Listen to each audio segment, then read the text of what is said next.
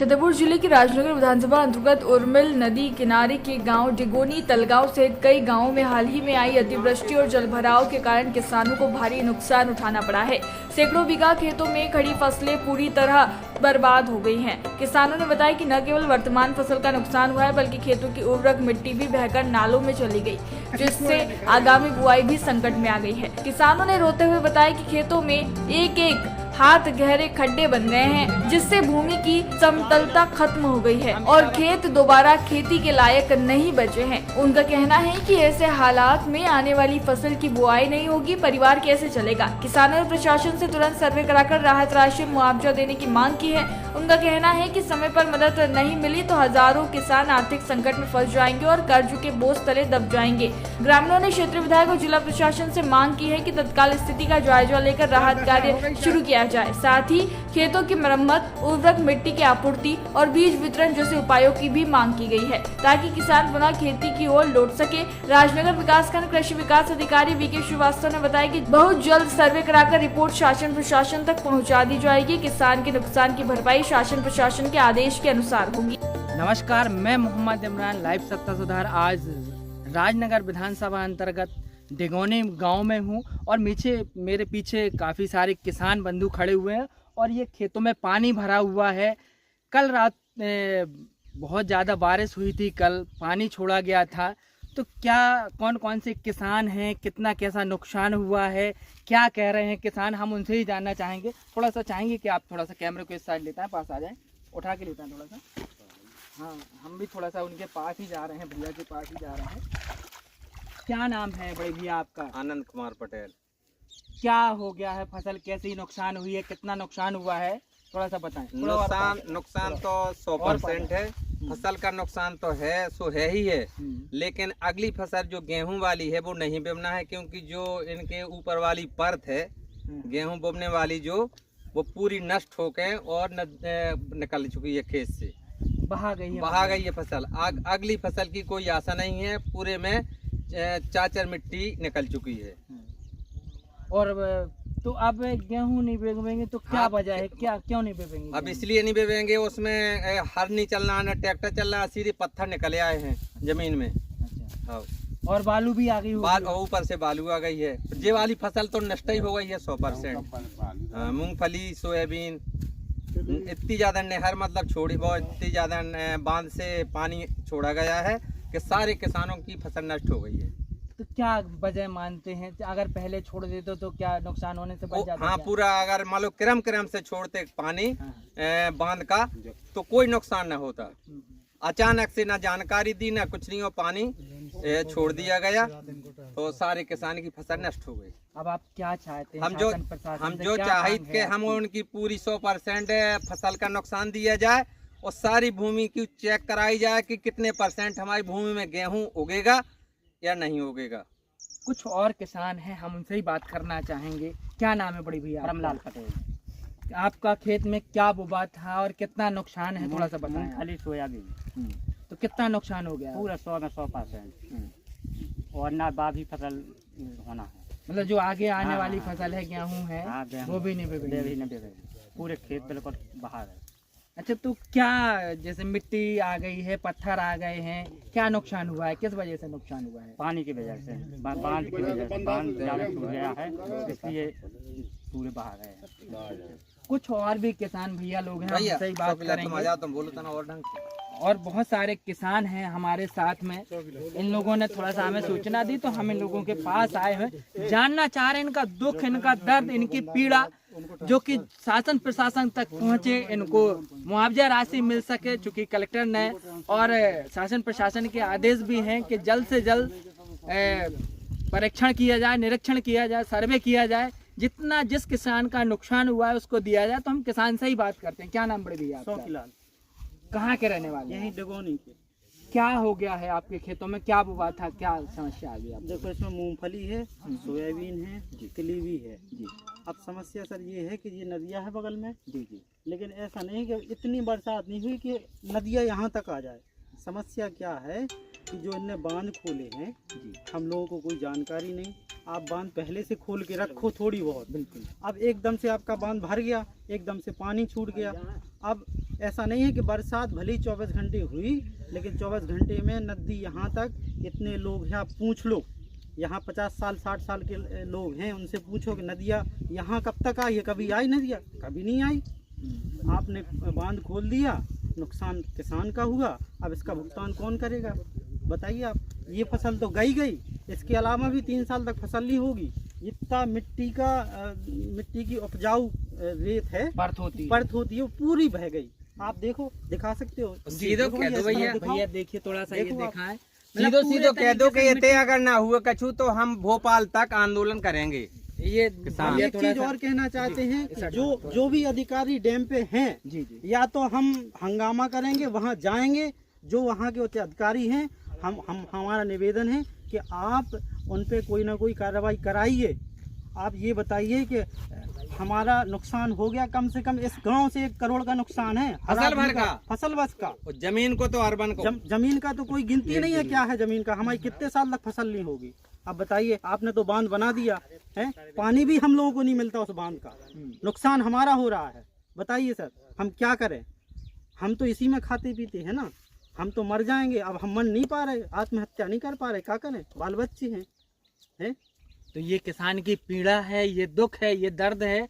तो आपकी फसल पूरी तरीके से नष्ट हो गई तरीके से? जी, हमारी तो खेत है, देखो आप जी हैं, सब जितने लोग खड़े हैं सबके 1-1 2-2 खेत हैं, इतना है ही हमारे पास।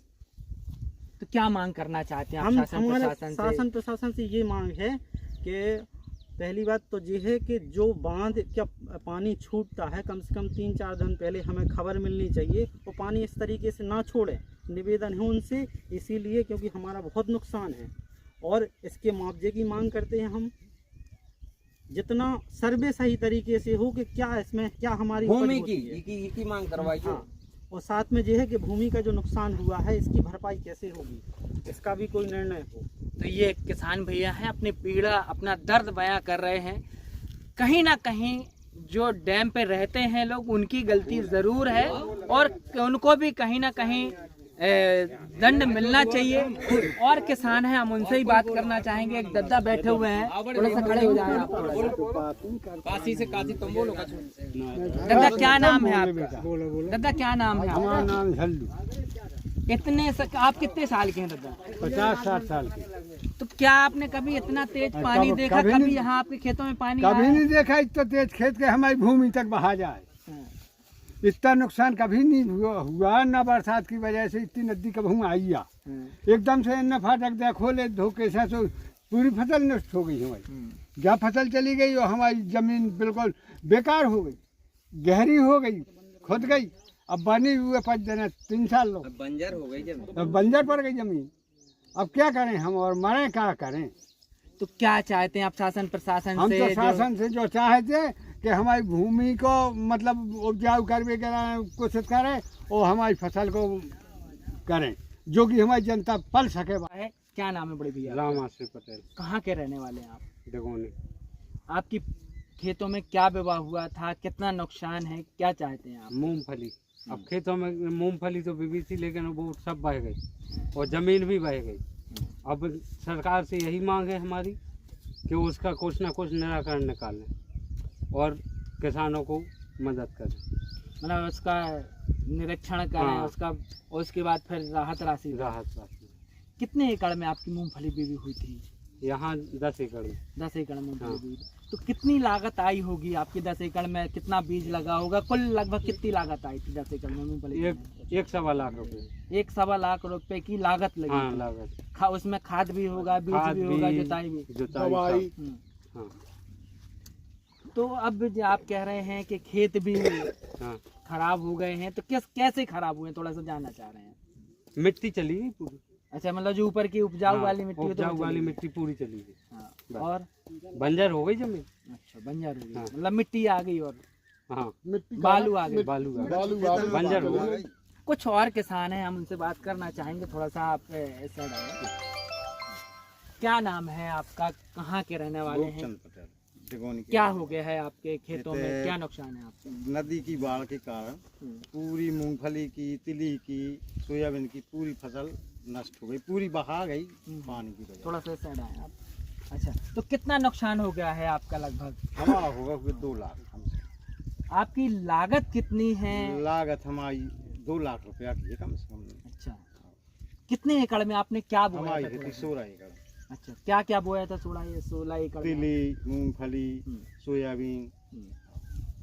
तो 2 लाख रुपए की केवल लागत बढ़ती। लागत अगर जी ये वो फसल उगती, अगर जब कटाई होती, बुवाई होती, तो कितना आपको फसल की कीमत होती उस समय के? लगभग कितना आपको आमदनी होती? 4-5 लाख रुपया की हो जाती फसल। अच्छा, आधो तो लागत में बढ़ जाती, आधो बचत। अच्छा अच्छा, मतलब 5-6 लाख रुपए की हो जाती है आपकी। अब तो किस तरीके की खेत खराब हो गए हैं, किस तरीके से फसल? खेत कट गई, भूमि इतनी कि एक हाथ गहरी हो गई, पत्थर निकाले आए, चचरा निकाले आओ, भूमि जितनी पजर भी वाली थी वो पूरी बहा गई नदी में, पानी की वजह से पूरी बहा गई। तो खेतों में आप जैसे आप गेहूं बोएंगे, चना बोएंगे, अन्य आगे आने वाली फसल बोएंगे तो क्या नहीं होगी? क्या नहीं होगी, क्यों नहीं?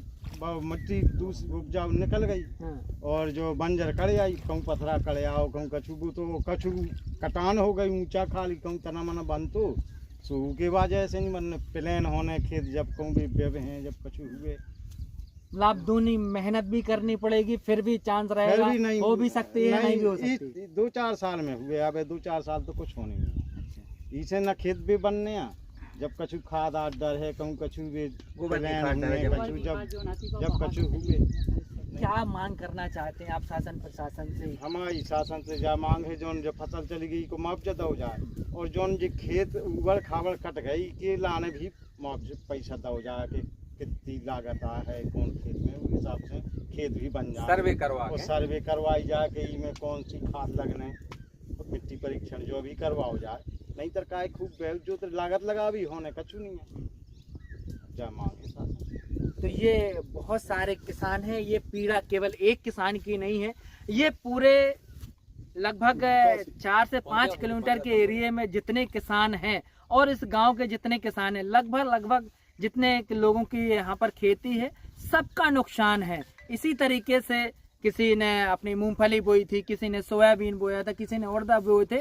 तो ये जो पानी एकाएक खोला गया, अचानक रात को एक 11:30 बजे एक मैसेज फ्लैश होता है, कमिश्नर ने आदेश जारी किया था और अन्य लोगों ने कि सिमपुर बांध जो बांधा हुआ है उसके गेट खोले जाएंगे। अब आप बताइए, रात को 11:30 बजे 12 बजे कौन आदमी जागता है?